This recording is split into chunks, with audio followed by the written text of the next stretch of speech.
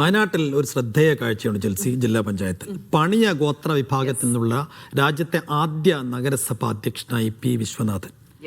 കൽപ്പറ്റയിൽ LDF ചെയർപേഴ്സണായി അദ്ദേഹം തെരഞ്ഞെടുക്കപ്പെട്ടതോടെയാണ് പുതിയ ചരിത്രം പിറന്നത്.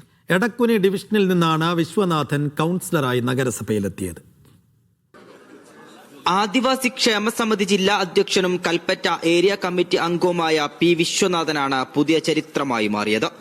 2015 കൗൺസിലറായിരുന്നുവെങ്കിലും ആദ്യമായാണ് അധ്യക്ഷ പദവി ഏറ്റെടുക്കുന്നത്. UDF ഭരിക്കുന്ന നഗരസഭ ഇത്തവണ LDF പിടിച്ചതോടെയാണ് പണിയ വിഭാഗത്തിൽ നിന്നുള്ള ആദ്യ അധ്യക്ഷൻ എന്ന പദവി വിശ്വനാഥനിലെത്തിയത്. എടകുനി വാർഡിൽ നിന്നും വലിയ ഭൂരിപക്ഷത്തോടെയാണ് വിശ്വനാഥന്റെ വിജയം.